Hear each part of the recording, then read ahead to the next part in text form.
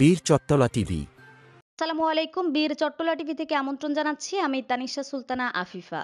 হালিশহর থানা স্বেচ্ছাসেবক দলের সিনিয়র যুগ্ম আহ্বায়ক মীর কাশেম আলী আওয়ামী সরকারের জেল জুলুমের শিকার, কারা নির্যাতিত ও কর্মী বান্ধব স্বচ্ছ রাজনীতির প্রতীক হিসেবে পরিচিত।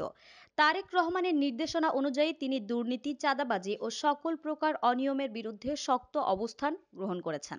সম্প্রতি হালিশহরের এক বিশাল সমাবেশে মীর কাশেম আলী ঘোষণা দেন, বিএনপি ও এর অঙ্গ সংগঠনের কোনো ব্যক্তি হালিশহরের কোনো জায়গায় প্রতারণা, চাঁদাবাজি, অন্যায় কিংবা অনিয়মের সঙ্গে জড়িত থাকতে পারবে না। যারা দলের ভাবমূর্তি ক্ষুণ্ণ করবে তাদের বিরুদ্ধে কঠোর সাংগঠনিক ব্যবস্থা গ্রহণ করা হবে। তিনি আরো বলেন, জনগণের আস্থা ও ভালোবাসা অর্জন করতে হলে সৎ ও নীতিনিষ্ঠ রাজনীতির বিকল্প নেই। তারেক রহমানের নেতৃত্বে আমরা হালিশহরকে একটি মডেল এলাকা হিসেবে গড়ে তুলব, যেখানে অন্যায় ও দুর্নীতির কোনো স্থান থাকবে না। সমাবেশে স্বেচ্ছাসেবক দলের নেতাকর্মী সহ স্থানীয় জনগণ ব্যাপক উপস্থিতি ও উচ্ছ্বাসের মাধ্যমে মীর কাশেম আলীর ঘোষণাকে স্বাগত জানান। সমাবেশ শেষে নেতৃবৃন্দ আগামী দিনে দলকে আরও সুসংগঠিত ও দুর্নীতিমুক্ত রাখার অঙ্গীকার ব্যক্ত করেন।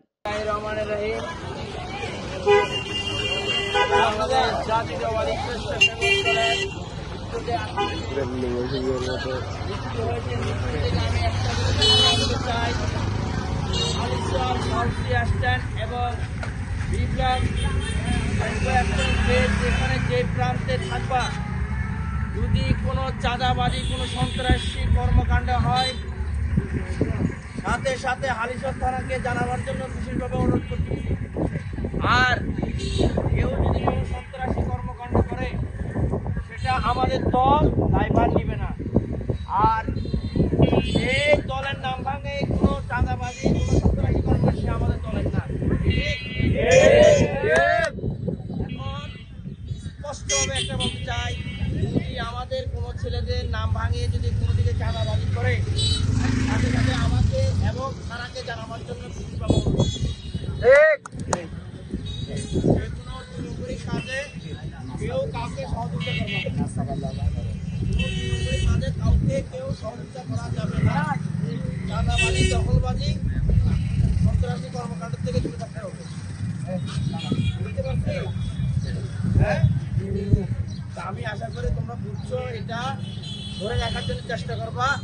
আর সবাই পড়ালেখা করতেছো, আমি জানি, আমি তোমাদেরকে সহযোগিতা অবশ্যই করবো যদি সঠিক পথে হাঁটো। যদি সঠিক পথে হাঁটো, আমি তোমাদের জন্য যা যা করা লাগে আমি করবো। তো তোমরা সবাই সচেতন থাকবা। আর এখন কিছু ছাত্রলীগের ছেলেরা আমাদের ভিতরে ঢোকার জন্য আপ্রাণ চেষ্টা করছে, এটার থেকে সতর্ক থাকতে হবে। ছাত্রলীগের ছেলেরা আমাদের ভিতরে ঢোকার জন্য অনেক চেষ্টা করতেছে। কাজ পায় না, আমার কাছে আসি বা আমার ভাগিনা আবার বা তোমাদের মাধ্যমে হইলো আমাদের ভিতরে ঢোকার জন্য চেষ্টা হয়, এটা থেকে কিন্তু সতর্ক থাকতে হবে। কোনো ছাত্রলীগের, কোনো যুবলীগের, কোনো ছেলেদের প্রশ্রয় দেওয়া যাবে না। তারা চেষ্টা করতেছে আমাদের ভিতরে ঢোকার জন্য, এটার জন্য সতর্ক থাকতে হবে। ঠিক সবাইকে।